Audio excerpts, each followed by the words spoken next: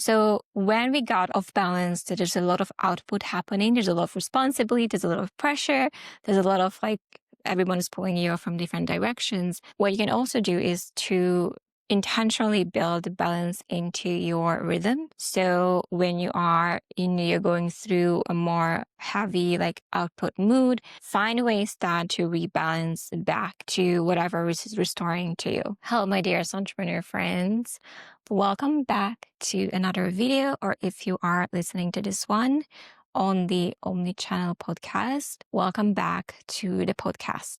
In this week's video, we're going to talk about glow. What is the glow? So glow is something that is exuding through a person. And the way I like to spot glow is through the eyes of the person. Okay, why do we need the glow? Let's talk about that.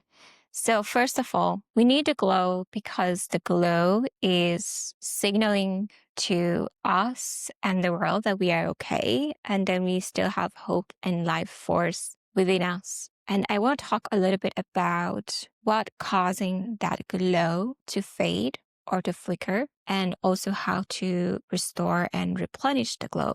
And it's so funny because I'm sitting in a studio right now and I have Christmas decoration all around me. In fact, I'm going to film it for you so we can put it in post-production. Everything is glowing. I think that's the perfect topic to cover today. So this has been my experience as someone who have been supporting visionary business owners who build. There's a lot of output energy. There's a lot of building energy. There's a lot of responsibility for the past 6 years. And I've been next to them as their support in terms of their marketing and their business, and also as a personal support, which I'm not paid to do. But this is something comes with the territory of being someone who is an armchair therapist on good days. But no, it comes to the territory of giving a shit about humans in business as well and their human sides. So what ends up happening is when we go all in business and we really are like, okay, I'm all in, all eggs in basket. But as they are building within the business, what ends up happening is the responsibilities start piling up. So they hire a team and, have to meet their payroll, and then they have their own families. You have to tend to the families and take care of them. They have their own profession and they have their clients that they support and supporting them. So what ends up happening is, first of all, is there is an increase of responsibility of the people that you now are responsible for. You're not just responsible for yourself and you're solopreneuring through life, but then as you're growing and you're expanding help, now you suddenly also become responsible for the people who count on you, right? And the more you go into the business, the deeper you go, the more responsibilities are going to also increase. What ends up happening is that you, as a person, you can't find ways to replenish yourself and to recharge because you are constantly being pulled from every direction to tend to everyone. And at first, you might be able to do that for a bit. You might be able to meet everyone and kind of go to everywhere, but then you find yourself very lonely. And I want to kind of make a distinction between being alone and being lonely. Because when you are alone, it's a different thing. Like you're by yourself, and alone can be replenishing, essentially. I love to be alone and by myself. But when we are lonely, and especially when we're lonely and we are in leadership positions and we are responsible for people, this means that there is essentially no one who can see us as humans, who can meet us in our humanity, and who can be of some sort of replenishing support when it happens. And we get sucked into the routine, the things that we need to do.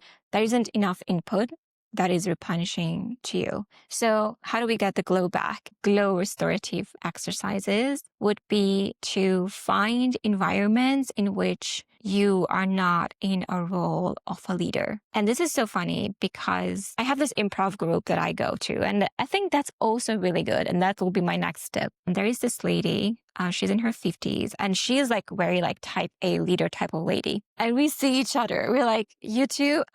Okay. Very, I'm not saying dominant, but a very strong-willed kind of leadership energy. And we sometimes clash. And now we are getting like, we're like, okay, I see you, you see me, we're good. Like we don't have to. It's the funniest thing. So we're on the way for sure. But there was this lady talking in the improv class, like during the break, and she was saying how she goes to salsa dancing. And somehow I made this comment, like, I do enjoy dancing because for once I don't have to lead. And the lady was like, the type A lady was like, me too. Like, I love that I don't have to lead. I can just be led. And that's so good too. Like, how can I find environments where I'm not required to lead? I can either just be led or I can just be, you know? And the second tip would be is to do things that light you up and or have things around you.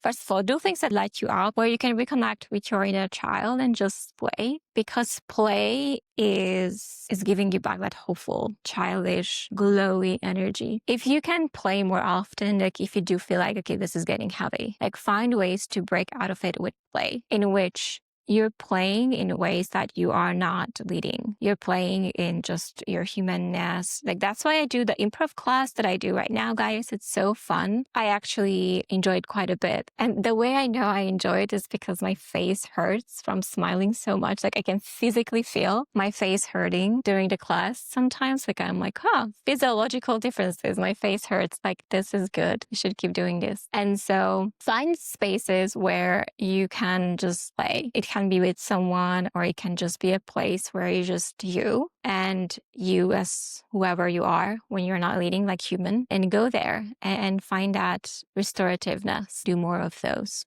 I think that would help you a lot. Another thing that I do, and this is so silly, I have a donkey. Like it's a plush stuffed animal. I bought it in Santorini. It's called Dante. So Dante is my emotional support donkey, but it's the cutest donkey in the world. And through that freaking donkey, I find play all the time. So when I travel, like from Vietnam to Dubai to freaking everywhere, Dante is coming with. Like Dante is living the most lavish donkey life because he gets to be in the most epic places that I go. And it's just a reminder of play. It's a reminder of levity. It's a reminder of don't take yourself too seriously. And it's so funny because now that Dante travels with me, there was this scenario when I just went to the UK to visit my sister and I was very short on space. And I was like putting Dante in bed and like putting the, just pillow, like, okay, Dante, you're nice and comfy. And I'm like, okay, I'll leave Dante. I'll be back in 5 days. It's going to be okay. And as I was, getting ready, I was leaving, I opened my backpack and Dante was there. And my partner was like, you left someone, home. And he was like animating the animal, like, hey, I'm here. Don't leave me. And so it was the cutest freaking thing.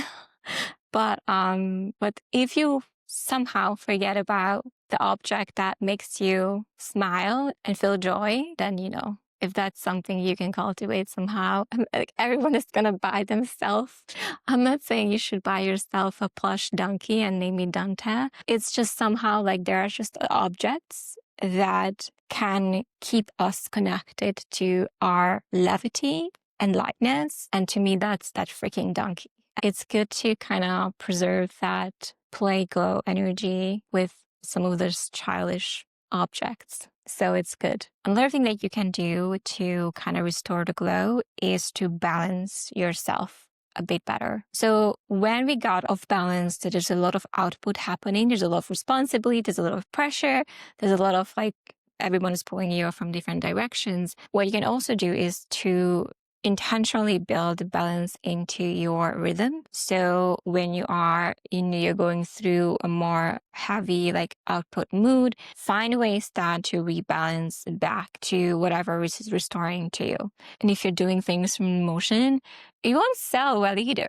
So it's like, if you ever wonder by the time you made it to this part of the video and you wonder like, why did I watch this video about how to get my glow back? And like, well, because you can sell better if you have a glow. Finding ways to rebalance yourself and just balance the field, like output and input, so that you can restore yourself and not, just constantly give, because that's going to make your glow disappear. Okay, I think that was it for this video. Take care of yourself and trust me that by tending to your glow, by tending to taking care of yourself and your heart, you are able to serve people better because, no one likes to give from an empty cup. And if you giving to everyone around you, but to yourself, at the end of the day, won't be able to give at all. So take care of yourself. Thank you so much for watching, listening to this one, and I'll see you guys very soon.